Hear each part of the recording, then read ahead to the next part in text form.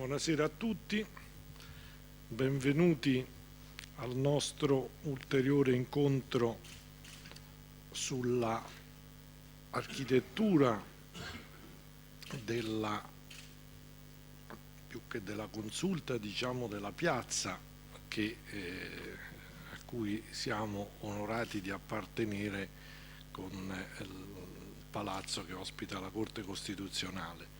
Io vi porto i saluti innanzitutto del Presidente Grossi, che ha voluto fortemente questa iniziativa e che questa sera non ha potuto essere presente.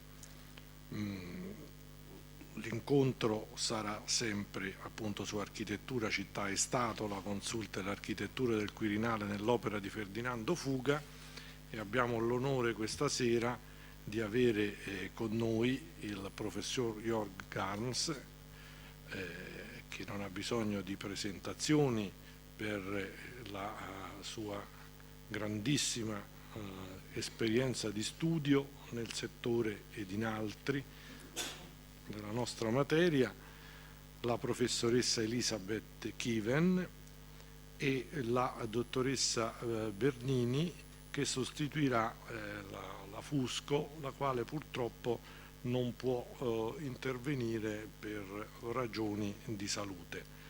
Il professor Garns ci intratterrà appunto sulla consulta al Quirinale, palazzo, piazza e un briciolo di città nelle vedute.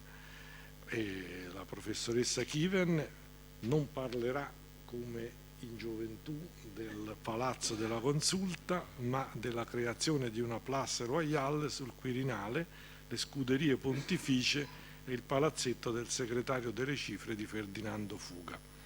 Ed infine la dottoressa Bernini, i disegni di Ferdinando Fuga per il palazzo della consulta.